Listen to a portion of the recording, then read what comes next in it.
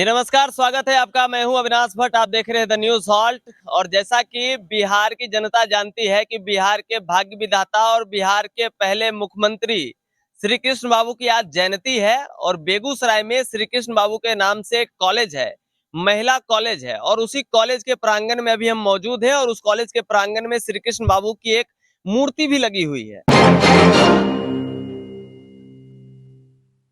और थोड़ी ही देर पहले प्रोफेसर साहब, प्रिंसिपल साहब, तमाम लोग माल्यार्पण कर रहे थे, तो हम तमाम लोगों को वहीं रोक दिए, बोले तरी बतिया लें आप लोगों से। खैर, हम अपने दर्शकों को सबसे पहले इनकी एक तस्वीर दिखाना चाहेंगे और अपने दर्शकों को ये भी बताना चाहेंगे कि बिहार के पहले मुख्यमंत्री रहे हैं, पर जब ये मुख्यमंत्री बने थे उस समय जो है मुख्यमंत्री को भी प्रधानमंत्री कहा जाता था। तो आप अगर पुरानी किताबों, इतिहास की पुरानी किताबों को उलटकर देखेंगे तो वहां साफ शब्दों में लिखा हुआ है कि बिहार के पहले प्रधानमंत्री श्री कृष्ण बाबू हैं, मगर बाद में इसको मुख्यमंत्री कर दिया गया। हमारे साथ प्रोफेसर साहब हैं, प्रिंसिपल साहब हैं, तमाम लोग हैं, सब लोग आज इनको याद कर रहे हैं।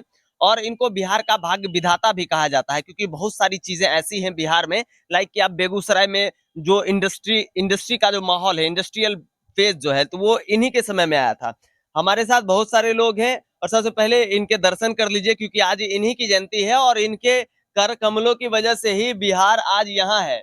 और पता नहीं ये आज ऊपर से क्या देखकर क्या सोच रहे होंगे कि जिस बिहार को हमने इतनी खूबसूरती से बनाया है उसको आज के राजनेता किस तरीके से बर्बाद कर रहे हैं। पर खैर, कॉलेज का माहौल है, शैक्षणिक माहौल है, तमाम लोग हैं यहाँ, शिक्षक हैं, प्रोफेसर हैं, प्रिंसिपल हैं। तो हम राजनीतिक टिप्पणियां नहीं करते हुए सीधा इनसे बात करेंगे कि क्या माजरा है। हमारे साथ प्रिंसिपल सर हैं। सर, बहुत बहुत स्वागत है आपका न्यूज हॉल्ट पर। सर, आज इनकी जयंती है, कुछ रोचक कहानी बता दीजिए हमारे दर्शकों को इनके बारे में। न्यूज चैनल के जरिए जी। आपने इस मौके को कैप्चर किया है और पूरी सद्भावना के साथ हमारे देश के, खासतौर से बिहार के जो पहले प्रधानमंत्री और आज़ाद भारत के पहले मुख्यमंत्री बिहार के श्री कृष्ण बाबू को हम लोग जो है आज उनके जयंती पर उन्हें याद करते हैं, उनको नमन करते हैं। उनका देन इतना ज़्यादा है जिसकी गणना करना या फिर कलम में समेटना ये बड़ा मुश्किल काम है। अच्छा। उनका विराट व्यक्तित्व रहा है और उनका कर्तृत्व, व्यक्तित्व, ये सारी चीज़ें जो है, कद से छोटे थे लेकिन कर्म से इतने ज़्यादा बड़े थे कि गगनचुंबी जो है उनका व्यक्तित्व हो गया था। वैसे व्यक्ति जिन्होंने बिहार को एक चतुर्दिक विकास दिया और बिहार को एक नई पहचान दी, उनके दौर में बिहार जीडीपी में भी अव्वल दर्जे का हुआ करता था। आज हमारी स्थिति चाहे जैसी भी हो, लेकिन श्री बाबू की पहचान से हम लोग आज भी जुड़े हुए हैं और उन्हें हमेशा याद करते हैं। वह बिहार जो है स्वर्णिम बिहार का दौर था। बहुत बहुत शुक्रिया आपका। इस मंच से आपको भी साधुवाद देते हैं कि आपने जो है इस मोमेंट को कैप्चर किया है। आपका बहुत बहुत धन्यवाद। Thank you.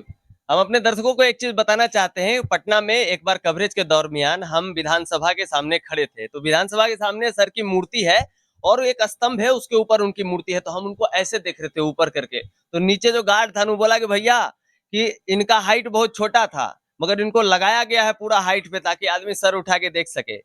पर ऐसी कोई बात नहीं है, ये छोटे कद के भी थे, उस समय भी लोगों के मन में इनके लिए बहुत ऊंचा सम्मान था। हमारे साथ एक प्रोफेसर साहब है पीछे, पिछली बार इनसे थोड़ा सा नोकझोंक भी हुआ था। सर सर सर सर, कैसे हैं आप? बहुत अच्छा है। थोड़ा सर इनके बारे में थोड़ा सा समझने की कोशिश करेंगे हम आपसे। कुछ रोचक बताइए सर, एक्चुअली हम रोचक ही सुनने आए। श्री बाबू की सबसे बड़ी विशेषता यह थी कि आज़ादी के एक ये परवाने तो थे ही, हाँ हाँ। एक जमींदाराना घराने से संबंधित थे, लेकिन जमींदारी उन्मूलन की प्रक्रिया में इनका अप्रतिम योगदान था। और इन्होंने तमाम लोगों को प्रेरित करके, बिहार के जमींदारों को प्रेरित करके सामाजिक सेवा के लिए बहुत कुछ उपलब्ध कराने का प्रयास किया और बिहार को इन्होंने बहुत कुछ देने का प्रयास किया। सबसे बड़ा प्रमाण है बेगूसराय में 4 PSUs हैं, वो इन्हीं की दी हुई है।